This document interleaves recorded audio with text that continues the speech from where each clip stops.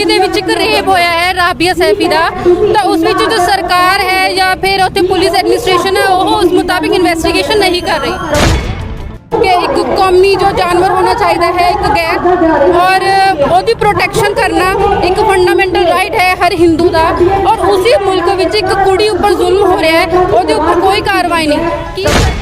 ਕੋਈ ਵੀ ਗੱਲ ਵੀ ਸੀ ਉਹਨਾਂ ਦੀ ਦਰਿੰਦਿਆਂ ਦੀ ਕੋਈ ਵੀ ਐਦਾਂ ਦੀ ਗੱਲ ਨਹੀਂ ਬਣਦੀ ਸੀ ਵੀ ਉਹਨਾਂ ਨੇ ਇੰਨੀ ਦਰਿੰਦਗੀ ਨਾਲ ਕੁੜੀ ਦੀ ਹੱਡੀਆਂ ਤੋੜੀਆਂ ਨੇ, ਕੁੜੀ ਨਾਲ ਬਦਤਮੀਜ਼ੀ ਕੀਤੀ ਹੈ, ਉਹਨਾਂ ਨੂੰ ਕੋਈ ਵੀ ਹੱਕ ਨਹੀਂ ਬਣਦਾ ਸੀ। ਤੇ ਅਸੀਂ ਦਿੱਲੀ ਸੰਗਮ ਵਿਹਾਰ ਦੀ 21 ਸਾਲਾ ਮੁਸਲਿਮ ਲੜਕੀ ਰਾਬੀਆ ਸੈਫੀ ਨਾਲ ਹੋਈ ਹੈਵਾਨੀਅਤ ਇਨਸਾਨੀਅਤ ਨੂੰ ਸ਼ਰਮਸਾਰ ਕੀਤਾ ਹੈ। ਉਹਨਾਂ ਰਾਬੀਆ ਦੇ ਪਤੀ ਹੋਣ ਦਾ ਦਾਅਵਾ ਕਰਕੇ ਅਤੇ ਇਸ ਕੇਸ ਵਿੱਚ ਗ੍ਰਿਫਤਾਰ ਕੀਤੇ ਨਿਜ਼ਾਮੂਦੀਨ ਦੇ ਦਾਅਵਿਆਂ ਉੱਪਰ ਕਈ ਤਰ੍ਹਾਂ ਦੇ ਸਵਾਲ ਖੜੇ ਕਰਦਿਆਂ ਕਿਹਾ ਕਿ ਨਿਜ਼ਾਮੂਦੀਨ ਅਜੇ ਤੱਕ ਆਪਣਾ ਨਿਕਾਹਨਾਮਾ ਪੇਸ਼ ਨਹੀਂ ਕਰ ਸਕਿਆ। ਉਹਨਾਂ ਮੰਗ ਕੀਤੀ ਹੈ ਕਿ ਰਾਬੀਆ ਦੇ ਸਰੀਰ ਤੇ ਮਿਲੇ ਜ਼ਖਮ ਅਤੇ ਹੈਵਾਨੀਅਤ ਦੇ ਨਿਸ਼ਾਨ ਜੋ ਕੋਈ ਤਰ੍ਹਾਂ ਦੇ ਗੰਭੀਰ ਸ਼ੰਕੇ ਖੜੇ ਕਰਦੇ ਹਨ ਦੀ ਵਿਗਿਆਨਕ ਜਾਂਚ ਕੀਤੀ ਜਾਵੇ ਅਤੇ ਦੋਸ਼ੀਆਂ ਨੂੰ ਸਖਤ ਤੋਂ ਸਖਤ ਸਜ਼ਾ ਦਿੱਤੀ ਜਾਵੇ। ਮਹਿਲਾ ਆਗੂਆਂ ਨੇ ਦਿੱਲੀ ਦੀ ਮੋਦੀ ਅਤੇ ਕੇਜਰੀਵਾਲ ਸਰਕਾਰ ਨੂੰ ਕਟਖਰੇ 'ਚ ਖੜਾ ਕਰਦੇ ਉਕਤ ਦੋਹਾਂ ਸਰਕਾਰਾਂ ਖਿਲਾਫ ਜ਼ਬਰਦਸਤ ਨਾਅਰੇਬਾਜ਼ੀ ਕੀਤੀ। ਰੋਸ ਮਾਰਚ ਵਿੱਚ ਸ਼ਾਮਿਲ ਔਰਤਾਂ ਦੀ ਮਦਦ ਅਤੇ ਸੁਰੱਖਿਆ ਲਈ ਭਾਰਤੀ ਕਿਸਾਨ ਯੂਨੀਅਨ ਏਕਤਾ ਉਗਰਾਹਾਂ ਦੀ ਵੱਡੀ ਗਿਣਤੀ ਕਾਰਕੁਨ ਝੰਡੇ ਚੁੱਕ ਕੇ ਮੌਜੂਦ ਰਹੇ। ਮਹਿਲਾ ਰੋਸ ਮਾਰਚ ਵਿੱਚ ਭਾਵੇਂ ਸ਼ਹਿਰ ਦੀਆਂ ਕੁਝ ਜਥੇਬੰਦੀਆਂ ਦੇ ਆਗੂ ਨੇ ਸ਼ਮੂਲੀਅਤ ਕਰਕੇ ਆਪਣੀ ਸਿਆਸਤ ਚਮਕਾਉਣ ਦੀ ਕੋਸ਼ਿਸ਼ ਵੀ ਕੀਤੀ, ਪਰੰਤੂ ਰੋਸ ਮਾਰਚ ਦੀਆਂ ਪ੍ਰਬੰਧਕ ਮਹਿਲਾਵਾਂ ਆਗੂਆਂ ਨੇ ਕਿਸੇ ਵੀ ਸਿਆਸੀ ਆਗੂ ਨੂੰ ਕੋਈ ਅਹਿਮੀਅਤ ਨਹੀਂ ਦਿੱਤੀ। ਮਲੇਰਕੋਟਲਾ ਤੋਂ ਇਮਰਾਨ ਖਾਨ ਦੀ ਰਿਪੋर्ट ਲਾਈਵ ਭਾਰਤ। ਅੱਜ ਜੋ ਦਿੱਲੀ ਦੇ ਵਿੱਚ ਇੱਕ ਰੇਪ ਹੋਇਆ ਹੈ ਰਾਬੀਆ ਸੈਫੀ ਦਾ, ਤਾਂ ਉਸ ਵਿੱਚ ਜੋ ਸਰਕਾਰ ਹੈ ਜਾਂ ਫਿਰ ਉੱਥੇ ਪੁਲਿਸ ਐਡਮਿਨਿਸਟ੍ਰੇਸ਼ਨ ਹੈ ਉਹ ਉਸ ਮੁਤਾबिक ਇਨਵੈਸਟੀਗੇਸ਼ਨ नहीं कर रही, जो कि इस केस ਵਿੱਚ ਕਰਨੀ ਚਾਹੀਦੀ ਹੈ। ਇਹ ਕਹਿ ਰਹੇ ਨੇ ਕਿ ਉਹਦੀ ਮੈਰਿਜ ਹੋਈ थी, ਕੁੜੀ 21 ਸਾਲ ਦੀ ਜੋ ਕੁੜੀ थी उसकी मैरिज होई थी। अगर मैरिज होई थी तो ਉਹਦੇ सबूत कितने? हर इंसान जब कुछ ਕਰਨ ਜਾਂਦਾ ਤਾਂ ਉਹਦੇ सबूत ਹੁੰਦੇ, मैरिज ਦਾ सबूत नहीं और इन्वेस्टिगेशन ਵਿੱਚ बहुत ਢੀਲ ਹੈ।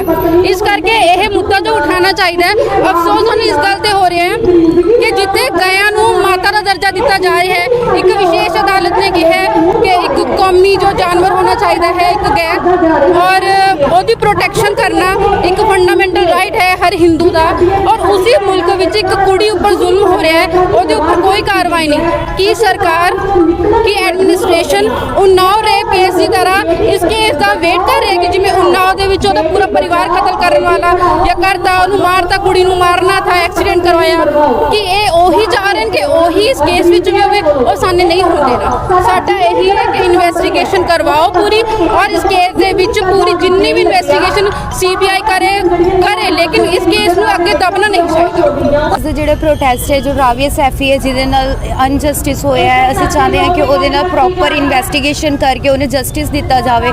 ਜਿਵੇਂ ਅੱਜ ਕੱਲ੍ਹ ਰਿਵਾਈਜ਼ ਕੀਤਾ ਜਾਂਦਾ ਹੈ ਕਿ ਜਿਸ ਤਰ੍ਹਾਂ ਅਦਾਮਨੀ ਦਾ ਕੇਸ ਸੀਗਾ ਉਹਦੇ ਵਿੱਚ ਪ੍ਰੋਪਰ ਉਹਨਾਂ ਦਾ ਇਨਵੈਸਟੀਗੇਸ਼ਨ ਤੋਂ ਬਾਅਦ ਜਸਟਿਸ ਮਿਲਿਆ, ਤਾਂ ਅਸੀਂ ਚਾਹੁੰਦੇ ਕਿ ਉਸੇ ਤਰ੍ਹਾਂ ਇਸ ਰਾਬੀਆ ਨਾਮ ਦੀ ਜੋ ਲੜਕੀ ਹੈ ਇਹ ਵੀ ਇਸ ਹਿਊਮਨ ਬੀਇੰਗ ਇਹਦੇ ਪ੍ਰੋਪਰ ਇਨਵੈਸਟੀਗੇਸ਼ਨ ਦੇ ਨਾਲ ਇਹਨੂੰ ਵੀ ਇਨਸਾਫ ਦਿੱਤਾ ਜਾਵੇ ਤੇ ਪ੍ਰੋਪਰ ਇਨਵੈਸਟੀਗੇਸ਼ਨ ਕੀਤੀ ਜਾਵੇ।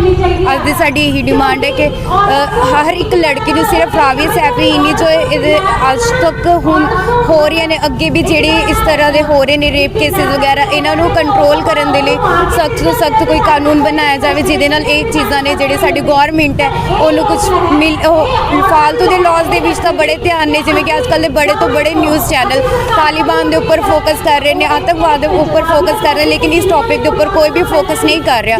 ਤਾਂ ਸਾਡੀ ਇਹ ਰਿਕੁਐਸਟ ਹੈ ਕਿ ਇਸ ਚੀਜ਼ ਪਰ ਫੋਕਸ ਕਰਕੇ ਜਦ ਤੱਕ ਉਹਨੂੰ ਇਨਸਾਫ ਨਹੀਂ ਮਿਲਦਾ ਇਸ ਲੜਾਈ ਨੂੰ ਮਜ਼ਬੂਤੀ ਦੇ ਨਾਲ ਲੜਿਆ ਜਾਵੇ ਤੇ ਉਹਨੂੰ ਪ੍ਰੋਪਰ ਇਨਸਾਫ ਦਿਲਾਇਆ ਜਾਵੇ। ਅੱਜ ਜਿਹੜੀ ਵੀ ਇਹ ਪ੍ਰੋਟੈਸਟ ਹੋ ਰਹੀ ਹੈ ਇਹਦੇ 'ਚ ਕਿਹਾ ਗਿਆ ਹੈ ਕਿ ਮਤਲਬ ਉਹਦੇ ਤੇ ਬਹੁਤ ਸਾਰੇ ਐਲੀਗੇਸ਼ਨਸ ਲੱਗੇ ਕੁੜੀ ਤੇ ਖੁਦ ਹੀ ਕਿ ਉਹਦਾ ਕਰੈਕਟਰ ਠੀਕ ਨਹੀਂ ਸੀ ਜਾਂ ਜੋ ਕੁਝ ਵੀ ਉਹਦੇ ਤੇ ਐਲੀਗੇਸ਼ਨਸ ਲੱਗੇ ਆ। ਅਸੀਂ ਸਿਰਫ ਇਹ ਗੱਲ ਕਹਿ ਰਹੇ ਹਾਂ ਜੇ ਉਹਦੀ ਕੋਈ ਵੀ ਗੱਲ ਵੀ ਸੀ ਉਹਨਾਂ ਦੀ ਦਰਿੰਦਿਆਂ ਦੀ ਕੋਈ ਵੀ ਐਦਾਂ ਦੀ ਗੱਲ ਨਹੀਂ ਬਣਦੀ ਸੀ ਵੀ ਉਹਨਾਂ ਨੇ ਇੰਨੀ ਦਰਿੰਦਗੀ ਨਾਲ ਕੁੜੀ ਦੀ ਹੱਡੀਆਂ ਤੋੜੀਆਂ ਨੇ, ਕੁੜੀ ਨਾਲ ਬਦਤਮੀਜ਼ੀ ਕੀਤੀ ਹੈ, ਉਹਨਾਂ ਨੂੰ ਕੋਈ ਵੀ ਹੱਕ ਨਹੀਂ ਬਣਦਾ ਸੀ। ਤੇ ਅਸੀਂ ਇਹ ਚਾਹ ਰਹੇ ਹਾਂ ਵੀ ਹਰਿਆਣਾ 'ਚ ਇਹ ਇਨਵੈਸਟੀਗੇਸ਼ਨ ਨਹੀਂ ਹੋਣੀ ਚਾਹੀਦੀ। ਦਿੱਲੀ ਕੁੜੀ ਰਹਿੰਦੀ ਸੀ ਤੇ ਦਿੱਲੀ ਕੁੜੀ ਕੰਮ ਕਰਦੀ ਸੀ, ਅਸੀਂ ਚਾਹੁੰਦੇ ਹਾਂ ਵੀ ਦਿੱਲੀ 'ਚ ਇਹ ਇਨਵੈਸਟੀਗੇਸ਼ਨ ਹੋਣੀ ਚਾਹੀਦੀ ਹੈ। ਅਸੀਂ ਹਰਿਆਣੇ ਨੂੰ ਨਹੀਂ ਇਹ ਇਨਵੈਸਟੀਗੇਸ਼ਨ ਕਰਨ ਦੇਣੀ ਤੇ ਅਸੀਂ ਫੇਅਰ ਇਨਵੈਸਟੀਗੇਸ਼ਨ ਦੀ ਮੰਗ ਕਰਦੇ ਹਾਂ, ਇੰਪਾਰਸ਼ਲ ਇਨਵੈਸਟੀਗੇਸ਼ਨ ਦੀ ਮੰਗ ਕਰਦੇ ਹਾਂ। ਕਿਹੜੀ ਜਥੇਬੰਦੀਆਂ ਵੱਲੋਂ ਇਹ ਪ੍ਰੋਟੈਸਟ ਕੀਤਾ ਜਾ ਰਿਹਾ? ਜਮਾਤ ਇਸਲਾਮੀ ਹਿੰਦ, ਇਸਤਰੀ ਜਾਗਰਤੀ ਮੰਚ ਤੇ ਵਿਮਨਸ ਰੈਵੋਲੂਸ਼ਨ ਫਾਊਂਡੇਸ਼ਨ ਵੱਲੋਂ ਇਹ ਕੀਤੀ ਜਾ ਰਹੀ ਹੈ ਪ੍ਰੋਟੈਸਟ ਤੇ ਸਾਨੂੰ ਬਹੁਤ ਆਰਗੇਨਾਈਜੇਸ਼ਨਸ ਨੇ ਸਮਰਥਨ ਦਿੱਤਾ। 16 ਆਰਗੇਨਾਈਜੇਸ਼ਨਸ ਦਾ ਸਾਨੂੰ ਸਮਰਥਨ ਆਇਆ ਤੇ ਅਸੀਂ ਉਹ ਸਭ ਦਾ ਧੰਨਵਾਦ ਕਰਦੇ ਹਾਂ ਜਿਨ੍ਹਾਂ ਨੇ ਵੀ ਸਾਨੂੰ ਸਮਰਥਨ ਦਿੱਤਾ ਤੇ ਉਹਨਾਂ ਦੀਆਂ ਔਰਤਾਂ ਤੇ ਉਹ ਮਰਦ ਹਜ਼ਰਾਤ ਇਹ ਰੋਸ ਮਾਰਚ ਵਿੱਚ ਹੁਮਾ ਕੇ ਪਹੁੰਚੇ ਆ। ਕੋਈ ਮੰਗ ਪੱਤਰ ਦਾ ਪ੍ਰੋਗਰਾਮ ਵੀ ਹੈ? ਹਾਂਜੀ, ਅੱਜ ਦਾ ਮੰਗ ਪੱਤਰ ਅਸੀਂ ਦੇ ਰਹੇ ਹਾਂ ਜਿਹੜਾ ਕਿ ਅਸੀਂ ਡੀਸੀ ਸਾਹਿਬ ਨੂੰ ਦਵਾਂਗੇ ਤੇ ਅਸੀਂ ਦਿੱਲੀ ਦੇ ਮਹਿਲਾ ਕਮਿਸ਼ਨ ਨੂੰ ਵੀ ਅਸੀਂ ਉਹ ਮੰਗ ਪੱਤਰ ਦਵਾਂਗੇ ਜਿਹਦੇ 'ਚ ਕਿ ਅਸੀਂ ਇਹ ਮੰਗ ਰੱਖ ਰਹੇ ਹਾਂ ਕਿ ਔਰਤਾਂ ਨੂੰ ਜੇ ਅੱਜ ਔਰਤ ਲਹਿਰ ਬੋਲ ਰਹੀ ਹੈ ਤਾਂ ਔਰਤਾਂ ਦੇ ਕਮਿਸ਼ਨ ਨੂੰ ਵੀ ਬੋਲਣਾ ਚਾਹੀਦਾ ਹੈ ਤੇ ਅਸੀਂ ਮੇਲਸ ਵੀ ਕਰਾਂਗੇ ਚੰਡੀਗੜ੍ਹ ਦੇ ਵਿਮਨ ਕਮਿਸ਼ਨ ਨੂੰ। ਮਨੀਸ਼ਾ ਗੁਲਾਟੀ ਜੀ ਨੂੰ ਵੀ ਅਸੀਂ ਇਹੀ ਰਿਕੁਐਸਟ ਕਰਾਂਗੇ ਕਿ ਉਹ ਵੀ ਇਸ ਮੁੱਦੇ ਤੇ ਬੋਲਣ। ਅੱਜ ਅਸੀਂ ਆਪਣੀ ਰੋਸ ਮਾਰਚ ਤੋਂ ਬਾਅਦ ਅਸੀਂ ਮੇਲ ਕਰ ਰਹੇ ਹਾਂ ਮਨੀਸ਼ਾ ਗੁਲਾਟੀ ਜੀ ਨੂੰ ਤੇ ਅਸੀਂ ਉਹਨਾਂ ਦੇ ਆਫਿਸ 'ਚ ਕਾਲ ਵੀ ਕਰਾਂਗੇ ਵੀ ਸਾਡੀ ਕਿਸੇ ਤਰ੍ਹਾਂ ਮਨੀਸ਼ਾ ਗੁਲਾਟੀ ਜੀ ਨਾਲ ਗੱਲ ਕਰਾਈ ਜਾਏ ਤਾਂ ਕਿ ਅਸੀਂ ਉਹਨਾਂ ਨੂੰ ਕਹੀਏ ਕਿ ਉਹ ਵੀ ਇਸ ਗੱਲ ਤੇ ਬੋਲਣ ਤੇ ਉਹ ਕੁੜੀ ਜਿਹੜੀ ਰਾਬੀਆ ਸੈਫੀ ਆ ਉਹਦੇ ਘਰਦਿਆਂ ਨੂੰ ਤੇ ਰਾਬੀਆ ਸੈਫੀ ਨੂੰ ਇਨਸਾਫ ਦਿੱਤਾ ਜਾਏ।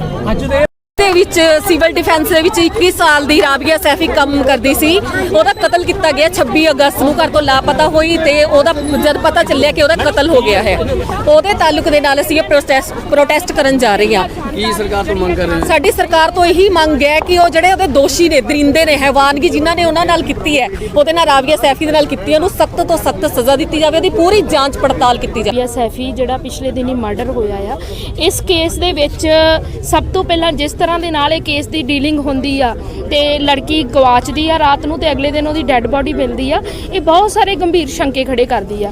ਦੂਸਰੀ ਚੀਜ਼ ਇਹ ਆ ਕਿ ਅਸੀਂ ਇਹ ਕੇਸ ਦੀ ਜਿਹੜੀ ਆ ਸਾਨੂੰ ਲੱਗਦਾ ਕਿ ਇਸ ਕੇਸ ਦੇ ਵਿੱਚ ਬਹੁਤ ਸਾਰੀਆਂ ਲੂਪ ਹੋਲਸ ਹੈਗੀਆਂ ਨੇ ਜਿਨ੍ਹਾਂ ਨੂੰ ਸਾਨੂੰ ਹਜੇ ਦੇਖਣ ਦੀ ਲੋੜ ਆ ਤੇ ਬਟ ਸਰਕਾਰ ਦੀ ਜਿਸ ਤਰ੍ਹਾਂ ਦੀ ਦਲਿਤ ਤੇ ਮੁਸਲਿਮ ਔਰਤਾਂ ਪ੍ਰਤੀ ਪਾਲਿਸੀ ਹੈਗੀ ਆ ਤੇ ਦਿੱਲੀ ਗਵਰਨਮੈਂਟ ਕਿਸ ਤਰ੍ਹਾਂ ਬੀਜੇਪੀ ਸਰਕਾਰ ਦੀ ਪੈੜ 'ਚ ਪੈੜ ਰੱਖਦੀ ਆ, ਉਹਦੀ ਚੁੱਪੀ ਜਿਹੜੀ ਆ ਬਹੁਤ ਸਾਰੇ ਸਵਾਲ ਖੜੇ ਕਰ ਰਹੀ ਆ।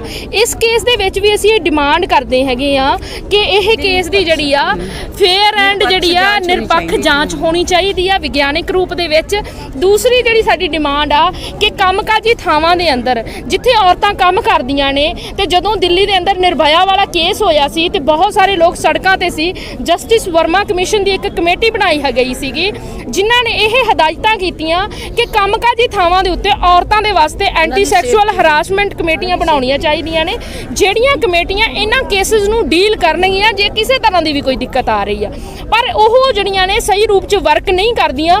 ਪਿਛਲੇ ਦਿਨੀ ਦੇ ਅੰਦਰ ਅਸੀਂ ਦੇਖਦੇ ਹਾਂ ਕਿ ਜਦੋਂ ਜਸਟਿਸ ਗਾਂਗੁਲੀ ਵਾਲਾ ਕੇਸ ਹੁੰਦਾ ਆ ਤਾਂ ਉਸ ਸਮੇਂ ਅੰਦਰ ਉਹ ਆਪ ਹੀ ਉਸ ਕਮੇਟੀ ਦੇ ਅੰਦਰ ਬੈਠ ਜਾਂਦੇ ਆ ਜਿਹੜੀ ਉਹ ਕਮੇਟੀ ਉੱਥੇ ਰਨ ਨਹੀਂ ਸੀ ਹੈ ਤੇ ਜਦੋਂ ਥੱਲੋਂ ਆਇਆ ਇਸ ਗੱਲ ਦਾ ਤੇ ਉਹ ਆਪ ਬੈਠ ਗਏ। ਇਹ ਸਾਨੂੰ ਲੱਗਦਾ ਕਿ ਉੱਪਰੋਂ ਸੁਪਰੀਮ ਕੋਰਟ ਤੋਂ ਲੈ ਕੇ ਥੱਲੇ ਤੱਕ ਇਹ ਕਮੇਟੀਆਂ ਜਿਹੜੀਆਂ ਸਹੀ ਤਰੀਕੇ ਦੇ ਨਾਲ ਪ੍ਰਸ਼ਾਸਨ ਵੱਲੋਂ ਕੀ ਭਰੋਸਾ ਦਿਵਾਇਆ ਗਿਆ ਜੀ? ਪ੍ਰਸ਼ਾਸਨ ਵੱਲੋਂ ਸਾਨੂੰ ਇਹ ਭਰੋਸਾ ਦਿੱਤਾ ਗਿਆ ਆ ਕਿ ਅਸੀਂ ਤੁਹਾਡਾ ਇਹ ਜਿਹੜਾ ਮੰਗ ਪੱਤਰ ਆ ਇਹ ਜਿਹੜਾ ਚੇਅਰਪਰਸਨ ਨੇ ਵਿਮਨ ਕਮਿਸ਼ਨ ਦੇ ਦਿੱਲੀ ਦੇ ਉਹਨਾਂ ਤੱਕ ਵੀ ਪਹੁੰਚਾਇਆ ਜਾਊਗਾ ਤੇ ਜਿਹੜਾ ਹੋਮ ਮਿਨਿਸਟਰ ਨੂੰ ਜਿਹੜਾ ਅਸੀਂ ਭੇਜਿਆ ਆ ਉਹ ਵੀ ਪਹੁੰਚਾਇਆ ਜਾਊਗਾ। ਇਹ ਜਿਹੜਾ ਉਹਨਾਂ ਨੇ ਸਾਨੂੰ ਭਰੋਸਾ ਦਿੱਤਾ ਹੈਗਾ ਆ।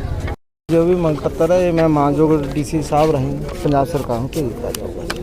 ਕੀ ਡਿਮਾਂਡ ਕੀ ਕੀਤੀ ਗਈ ਹੈ ਜੀ? ਅੱਜ ਜਿਨ੍ਹਾਂ ਵੱਲੋਂ ਤੁਹਾਨੂੰ ਮਿਲਿਆ ਗਿਆ, ਰੋਸ ਰੈਲੀ ਕੀਤੀ ਗਈ ਹੈ, ਤੁਹਾਡੇ ਕੋਲ ਕੀ ਮੰਗ ਰੱਖੀ ਗਈ ਹੈ? ਔਰ ਜੋ ਵੀ ਡਿਮਾਂਡ ਇਹਨਾਂ ਦੀ ਨਹੀਂ ਆਏ ਇੱਥੇ ਪਤਾ ਡੀ ਸਾਹਿਬ ਨੂੰ ਕੋਈ ਜ਼ਰੂਰੀ ਐਮਰਜੈਂਸੀ ਕੰਮ ਹੋ ਗਿਆ ਇਸ ਕਰਕੇ ਨਹੀਂ ਆ ਸਕੇ। ਜਦੋਂ ਵੀ ਉਹ ਸਵੇਰੇ ਆਣਗੇ ਮਾਰਨਿੰਗ ਉਹਨਾਂ ਨੂੰ ਉਹ ਵੀ ਮੰਗ ਪੱਤਰ ਹੈ ਅਸੀਂ ਉਹਨਾਂ ਨੂੰ ਪਹੁੰਚਾ ਦਿੱਤਾ ਜਾਊਗਾ। ਸੋ